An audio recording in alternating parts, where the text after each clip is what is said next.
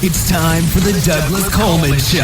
Mr. Smooth and Savvy is joined by guests from all walks of life, from the entertainment industry to authors to political and social commentators, the famous and not so famous, the controversial and the light and fluffy.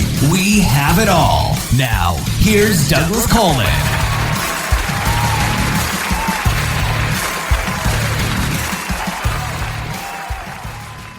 Okay, please welcome Diann Boehm.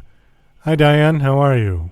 Great, thanks. As I was just mentioning before we got on, you were on the video show. We looked it up. You were on in April of this year. So it's been, 6 months? Is that right? Yes. Yeah, about that? Okay. Right. And at that time... time... to be back. Well, it's nice to have you back. At that time, you were promoting... Little Girl in the Moon series, I think, was the one you were doing. And now you're back and you've got a new book out called Charlie and the Tire Swing, How It Began. This is not part of that series, is it? No, it's totally separate, and I'm really excited about it. Okay, is this a standalone or is it going to become a new series? It's going to become a new series. I'm hoping the way it goes is that I'll have... I'll have easy readers, so it'll be for young kids just learning how to read, a series promoting imagination. I'm super, super excited. I have 3 stories written for that already. Okay. Are all the books you write children's books? Is that what you do, or do you write adult books as well? I do have my first young adult historical fiction book out, and that is very adult-centered. And then the follow-up to that book is in with the publisher as we speak in first editing mode. So, okay. Yes. Well, I see a lot of books on your bio. How many books do you have published at this point? I have 9. Oh, this is so exciting. Have you been a writer your whole life? No. I've always been a storyteller, that is for sure, in different formats. From being on stage, singing, and then in the classroom, always telling stories with my students. So eventually, I decided to put my stories to print, and that's been really fun, very fun. Oh, so you were a teacher? Yes, I was. I taught from preschool, which is like 3-year-olds, all the way up to 8th grade. And then from there, as a curriculum director, I started training teachers when computers were brand new, even before the internet. So we went from how to turn on the switch to how to use a modem with the computer to where we are today. I remember those days. Yeah, certainly do. Yeah. I'm glad we've got beyond modem, because those were, if we had stayed at that speed with the internet and with computers, I think I would have thrown mine away. But the first time you turned it on, the excitement of hearing that modem, it was pretty exciting. Young kids have no idea what we're talking about. It was pretty exciting, yeah. And just even connecting to the internet for the first time. I think it was 1994 was the first time that, and I was at a friend's house, and he had just bought a computer. And it was an IBM, which I don't even think you can get anymore. And I remember just turning it on, and the modem went on, and then all of a sudden there was all this stuff, and I thought, wow, isn't this amazing? You know, and who knew? It was amazing. Yeah, who knew where it was going to go? So on your bio, I just saw this. It says you've traveled extensively to many parts of the world, and you lived in the Philippines and Dubai. What were you doing living in the Philippines and Dubai? 2 different reasons took us to those lovely places. In the Philippines, my husband was a diplomat, so we traveled there. He speaks Tagalog fluently, and I was a young bride at the time, and I actually taught at the American International School there, and did some humanitarian works, and also was one of the first Americans to be in the musicals on stage at the National Theater. So quite exciting. And then in Dubai, well, first, and then we came home, and many moons later, ended up in Dubai for about 14 and a half years or so. And that was an incredible experience. And what took us there again was my husband's job as an attorney, and he helped open up a law firm, an American law firm that already existed in Dubai and Saudi Arabia. And that was exciting as well. And it enabled me to be in schools and do lots of humanitarian work that took me to Africa. Did you have to adhere to a strict dress code in Dubai? I mean, covering your head and not be wearing anything too short? Dubai is very international. So really just the locals, which are known as Emiratis, like I'm from Texas, so I'm known as a Texan. So the people in Dubai are known as Emiratis, the locals. But in Saudi Arabia, extremely strict dress code. And I don't have problems with things like that because I believe if you're traveling to someone's country, you honor their culture. So that's sort of my belief. Well, I agree with you on that. The reason I brought it up is because they're having huge sort of protests and things in Iran right now. That's right. And, I do support the women there. However, if it had been an American woman, although I don't wish her to be killed in police custody, but I don't have the same attitude. If the locals want to change in their own country, that's their prerogative. But it's not right for foreigners to come there and try to change their culture, I guess is my point. Absolutely. Yeah. Yes, I absolutely, totally agree. So if someone comes to Texas and they're from a different country and they're used to having nudity on the beach, we're not that way here, so please don't do that. Yeah, okay, that's a whole nother story. I was going to tell you about the time I went to a nude beach, but we'll save that for a different show. Okay, so let's see. So your book, Charlie and the Tire Swing, why don't you tell us just a little bit about that one? Sure. It's really an inspiration for my son. When he was a little boy, he had a tire swing on a great big giant oak tree. And he would always love for me to come out and give him a push. And then he would say, okay, I'm going to use my imagination now. And he would just make up the cutest stories. And so I thought, I really would like to bring that to life because my whole thing as a children's author is for children and parents as well, grandparents, whomever the person is that's enjoying the book, to just go back and just love imagination and just, be that kid again if you're an adult reading it.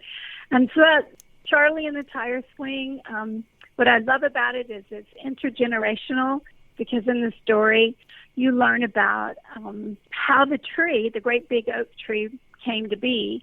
And so Charlie's grandpa, over a cup of hot chocolate, talks about when he was a little boy and his grandpa gave him an acorn.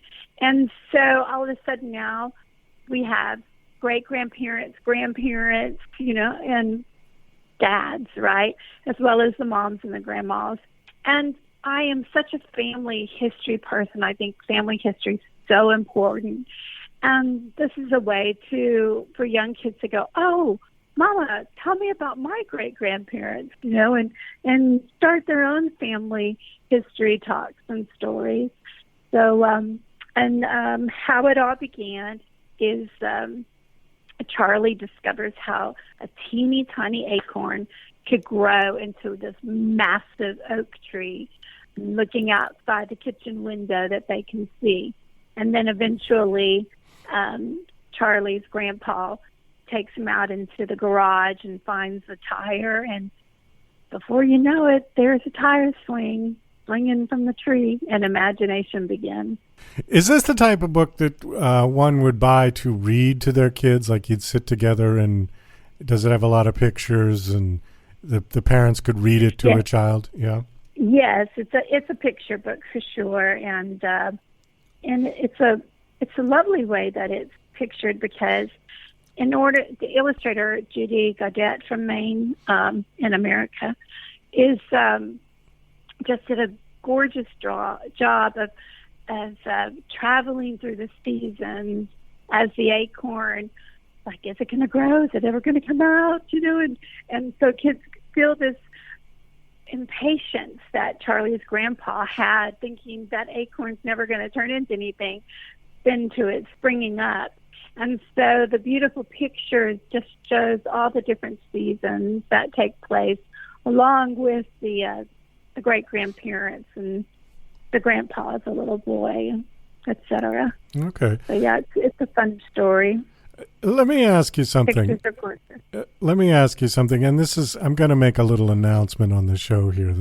I haven't said this yet. Okay. But I'm going to be an uncle, and probably in April. The baby is due in April. I didn't have children of my own. We're going to probably get, delightfully saddled with babysitting duties. What age is a good age to start reading to the baby? When they're in the womb. Well, okay, but for the uncle, I can't be putting my head up to her stomach. Once the baby is out into this world, and we have the baby for the day, I picture like sitting on the sofa together with the picture book and reading. Mm-hmm. So, what age is good? I mean, 2, 1, 2, 3? No. Now, as soon as you get the baby, even though the baby's eyes will still be forming and everything, and of course I'm a strong believer, in rocking the baby and humming and so forth, because the baby's going to love your voice. And by the way, congratulations. And that caress that you're going to, and security it feels in your arms is so important. So even if you're, just reading the little picture book and it just hears these words and these sounds and the melody that comes with your voice, it's going to just draw them closer and closer into loving books. And even when they're like 7 months old, you'll start pointing to pictures like, this is a box, this is a phone, and they're just hearing these words, and you're actually helping them learn to speak, because it's that rhythm that you're giving them that is helping them with their own development with sound and with verbalization. Well, should I start, at that age, should I start with children's books, or should I start with like the Wall Street Journal? Well, that's funny. My husband enjoyed reading the Wall Street Journal to my kids. But no, children's books are just fine, because the baby will go to sleep pretty quickly. So one-word sentences are fine. Though I must say, my son and his wife have this really cute book about everything in Texas, because, us Texans, we love Texas. And so, it'll be like one word, like a Texas Longhorn, and so anything that makes you happy, the baby will sense. Okay. So have fun with all the books. Well, I'll have to go out. Maybe I'll look for your books. This sounds like a good. Are your books available at Barnes & Noble? Yes, Barnes & Noble, they certainly are. And I would be happy to email you a list of young baby books. Oh, that'd be great. That I think okay. Would, yeah, I'd be happy to do that. It helps kickstart that baby library you'll have. I need all the help I can get, because I feel like I'm being a surrogate daddy for the first time, and I'm going to be 60 years old. Well, I'm already 60 years old. I'll be 61 next year. You're just a baby. So, you're just a baby. You're going to be a great uncle for sure. I feel more like a grandpa, though, than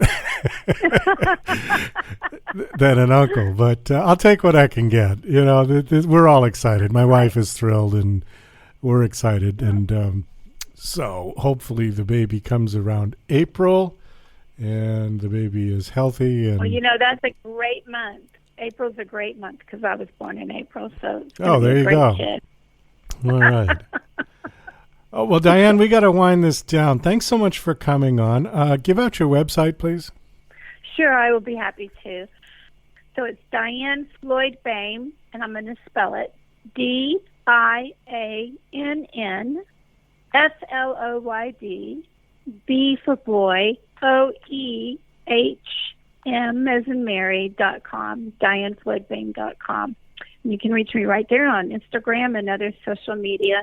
And I really appreciate you having me. It means so much to me. Oh, it's my pleasure. You're always welcome on the show. Thank you so much, and I will be sure to do that. And enjoy April. Yes, we're looking forward to it. We've already got blankets, and there's all kinds of stuff. It's a lot of fun. Okay, thanks, Diann. You're welcome. Take care. Bye-bye. You're listening to Mr. Smooth and Savvy right here on the Douglas Coleman Show. We'll be right back after these commercial messages. Douglas Coleman's Don't Do a Podcast is a dryly humorous rant about Douglas's pet peeve, the unrelenting torrent of podcasts hitting the web on a constant basis. As technology has put podcasting within the reach of anyone, many wholly unqualified people have taken the plunge. This witty polemic tries to persuade them from broadcasting their drivel using Douglas's brand of sarcastic humor. Now on Amazon, only 99 cents. DJC Music and DJC Productions are pleased to announce a brand new website. We have started a listing website for radio show hosts as well as potential show guests. This is a meeting site where hosts and guests can come together. Show hosts can list their show and types of guests they're interested in booking. Potential guests can list their talents, bio, accomplishments, or anything they feel makes them an interesting radio show guest. There are no recurrent payments, only a one-time $5 listing fee. Your listing will stay up until you decide to cancel. Previous guests of The Douglas Coleman Show are welcome to submit their guest listing free of charge. Go to radiohostsandguests.com. That's radiohostsandguests.com. Are you an independent musician? How would you like to have your songs played on hundreds of radio stations just like the one you're listening to right now? Join MusicSubmit.com and we'll promote your music to radio stations and blogs in your genre. It's free to set up your account, and we guarantee your music will be considered for airplay by radio stations worldwide. Why not sign up today? It's free. MusicSubmit.com. Radio promotion for indie musicians. Hey, this is Ray Powers. Don't touch anything. You've got it right where you need it. Tuned in to the Douglas Coleman Show. You heard me. Okay, please welcome back to the Douglas Coleman Show, Edward Willett. Hi, Ed. How are you? Welcome back. Thank you. Thank you for having me back. So, as I was just mentioning, the last time you were on the show was in November of 2021. Which is almost a year ago. And it didn't seem like it's been that long, but this year has gone by so quickly. I don't know. Do you feel like it just flew by? Yeah. It flies by more and more the older you get, the faster it flies by. So, it's true, right? And then, and then pretty soon you're dead. I mean, it's just that quick, yeah? So I think it's important to live each day, don't waste any time. Because time tends to waste itself. Yes, that's for sure. So you're here to talk about a new book that you've got out called The Tangled Stars. Is this part of a series that we had talked about before? Nope, this is new. It could start a new series. I kind of hope it does, but it's with my New York publisher, DAW Books, and it's a far future science fiction adventure with spaceships and all that good stuff, and a talking, genetically modified AI uplifted cat who becomes a starship captain. So that's kind of the most fun thing about it. It's a humorous book, I should say. It's not it has lots of adventure and serious things happen, but it's very much a humorous book. The cat is the captain of the spaceship? He becomes, that's a bit of a spoiler, but he becomes a captain. Okay. Are the rest of the crew on this ship human beings? Yes, everybody else in it is a human. Okay. Well, this sounds very interesting. Where did this idea come from? Well, I know I was influenced by watching The Expanse and wanting to write something that was kind of set in the solar system. It'd been a while since I'd written just a good old outer space adventure, so I wanted to do that. And as far as the cat, I've always wanted to have a cat character because I love cats, and my own publishing company is called Shadowpaw Press after our cat, Shadowpaw. And so those two things kind of came together in my head, and I also know I wanted it to be humorous so I could make jokes. And so, I can't be more specific than that. It's like all those elements came together in my head, and I came up with a plot, and away we went. Okay, so you do have a publishing company. I remember, like you said, Shadowpaw Press, but you don't publish your own books? Rarely. I have published some stuff of mine that was previously published, that the publisher went away and the rights reverted to me. I've done some of that. I've only published one thing of my own that is original through Shadowpaw Press. Everything else had been previously published by other publishers. And increasingly now I'm publishing other authors. Okay. I'm just curious why you would start a publishing company but not publish your own work. Well, I did start to publish my own work. I guess the first thing I published was my own. It was a collection of short stories.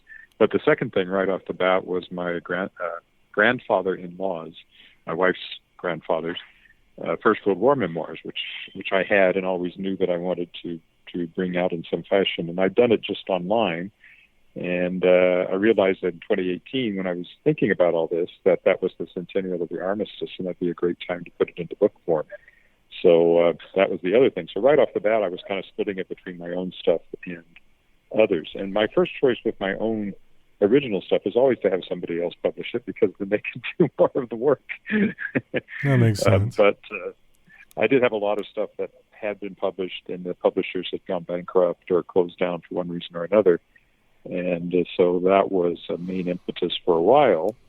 But I discovered with the anthology, and the last time I was on, I think we were talking about Shapers of Worlds Volume 2, which is the second in a series of anthologies I kickstarted, that I really enjoyed publishing other people too. And so I just kind of have expanded in that direction. How many authors do you publish under Shadowpaw Press? Let me think. Let's see. Not counting, obviously in the anthologies there's multiple authors, but single books, I've now published 1, 2, 3, 4, 5, 6 or 7 I've already published or have contracted to publish, maybe 8. Okay. Would you classify your publishing company as a hybrid type publishing company? Nope. No? No, it's a traditional publishing company, although there is going to be a hybrid component, which I will offer as, publishing services. But Shadowpaw Press is a traditional publisher. Obviously, I'm not paying I'm paying royalties. I'm not paying advances. I can't afford that yet. But it's a very standard publishing contract that I offer. And, as I keep doing it, I'm learning more and more about it and trying to build the business. And, distribution is the big issue. And, of course, marketing. And I literally, it's just me and the cat. He's no help at all. So it's a lot of work, but I do enjoy it. Well, how does the distribution work on a book? I mean, I've had this conversation with musicians about how music gets out there, and with film is a bit of a tricky one. But with books, how do you do that? Do you actually get the physical copies of books into bookstores, or how does this work? Well, it depends on what kind of model you're doing and what agreements you have and all that sort of thing.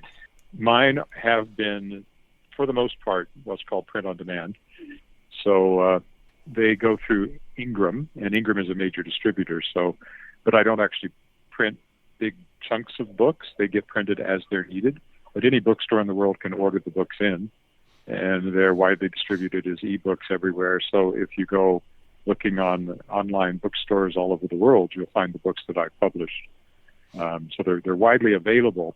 The more traditional model with a big, like a New York publisher, they would print thousands of copies, warehouse them somewhere. They have a sales staff that goes out and convinces bookstores to buy them, and then they ship them out to bookstores themselves, or normally through a distribution company of some sort. I do have a small distribution company I'm working with called Alpine Book Peddlers, but because there are many independent bookstores that don't want to deal with Ingram's print-on-demand side of things, they'd rather order through somebody else, so I've got that going as well. So there's a lot of pieces you put together, just trying to, the best way to make the books available. You can't make people buy them, unfortunately, but if they do want to buy them, you want to be able to get those books into their hands. And of course, the ebooks are easy. They're everywhere. People could just download them from anywhere. Right. Can somebody simply walk up to a bookstore with a box full of books and say, "Hi, these are my books. Can you put them on the shelf and sell them for me?" Or would you get laughed out of the bookstore? Some bookstores, local bookstores, will often have maybe a whole shelf devoted to local authors, and they will often take books on consignment, which is a bit different. In the traditional model, the bookstores will order a bunch of books. And the weird thing about publishing distribution is that the retailer can send back everything they bought from the wholesaler for a full refund called returns. And that has put publishers out of business if they get an unexpected number of returns. So in your contracts, you will have a reserve against returns where the publisher will hold on to some of your money just to try to cover any returns of books that might come back from publishers. No other business in the world works like that. But if your local author and your local bookstore is amenable, you could take in a box of books and they would put a few on the shelves on a consignment basis, potentially. And then, they would take a cut and give you a cut of whatever sales there were. Because I can remember back in the early 80s, people were literally selling record albums out of the trunk of their car. This was like the first generation indie musicians. And it would have been laughable to take these records to a record store and say, "Here, could you sell these?" They just simply would refuse to do that. So I find it interesting that bookstores will consider that idea. They will consider it. They would look at the book and see if it had local, usually that'd be something with very local interest. Or if they are simply in the model where they like to promote authors, but they would probably, they would want it to be a professional-looking product and all that sort of thing. So, and it would be bookstore by bookstore, and you'd much more likely get that in an independent bookstore than in one of the big chains, I would think. Okay, what's the biggest chain in Canada, the bookstore? Indigo. Indigo, okay. Also known as Chapters, but it's Indigo and Chapters are the same thing now. So I don't even know the biggest one in the United States. Would it be Barnes & Noble? I think it's still Barnes & Noble, yeah. Yeah, okay.